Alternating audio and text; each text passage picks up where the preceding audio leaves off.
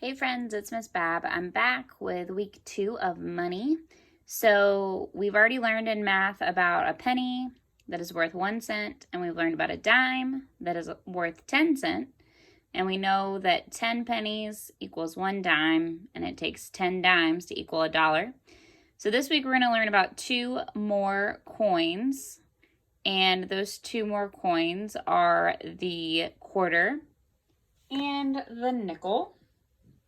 And we're going to start with the quarter first, and then we'll talk about the nickel afterwards.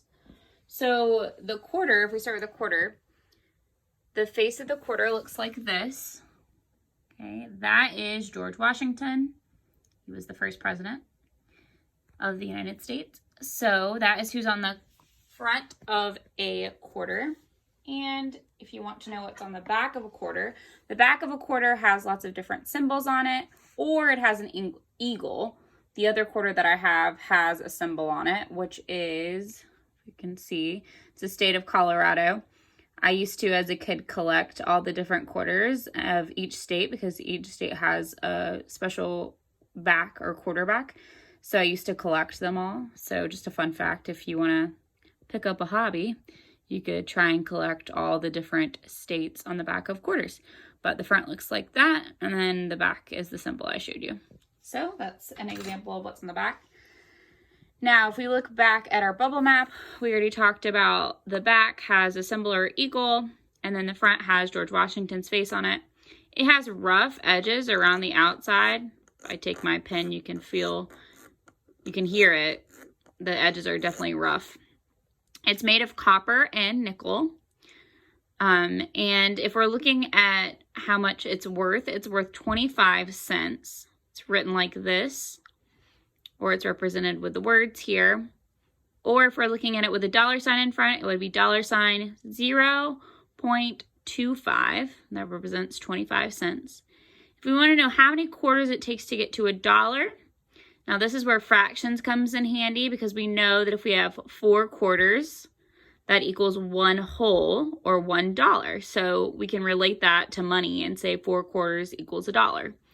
So just think of fractions that we just talked about, or partitioning, when you're thinking about how many quarters it takes to equal $1. So that's all about the quarter. And if we move on to the nickel's a little bit different. Okay, the front of it looks like this. Okay, and that person is Thomas Jefferson. The back of the nickel has changed over time. I have one that is the older version, so I'll show you that. It looks like this. Okay, and let's see if we can look really close. You can see the words underneath. This is Monticello. So that's what the back of the nickel looks like. Oh, I'm sorry, the front is the one what changed. So the front looks like this. Now, it's the same person. It's still Thomas Jefferson, but they just changed his face a little bit. So that's what's different about the nickel now.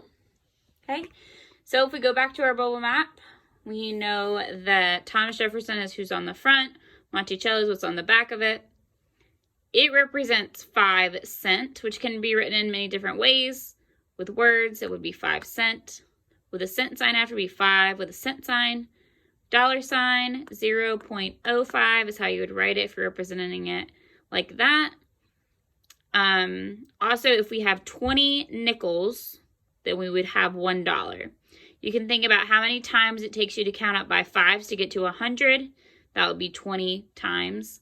So that's how many nickels you need to get to a dollar. The color, or another characteristic, is that it's silver or gray, similar to the dime and the quarter. And it takes 5 pennies to equal 1 nickel. That's important. And the edges, instead of being rough, you can hear it's not making the same weird sound as the quarter was making, like that. So it has smoother edges. So that's the quarter and the nickel, and some of the characteristics that each of those coins have. I encourage you to think about how the quarter and the nickel compare to each other, and how they also compare to the nickel and the dime. Remember, super important, it takes 4 quarters to equal $1. And then the nickel takes 20 nickels to equal $1. And the nickel is 5 pennies. So if I have 5 pennies, it's the same as having 1 nickel. You'll be practicing some of those concepts in your seesaw activities this week. So I just wanted to go over that and remind you about that. All right, if you have any questions, just let me know. I hope that you practice with money, maybe in your house. If you have some extra coins laying around, maybe ask mom and dad if they have some extra coins. You can practice counting money. If you have lots of different coins or money amounts, then you could compare and count like quarters with nickels. That would be pretty cool, and see if you can get to up to $1 that way. Or maybe with quarters, nickels, pennies, and dimes. That would be pretty cool as well.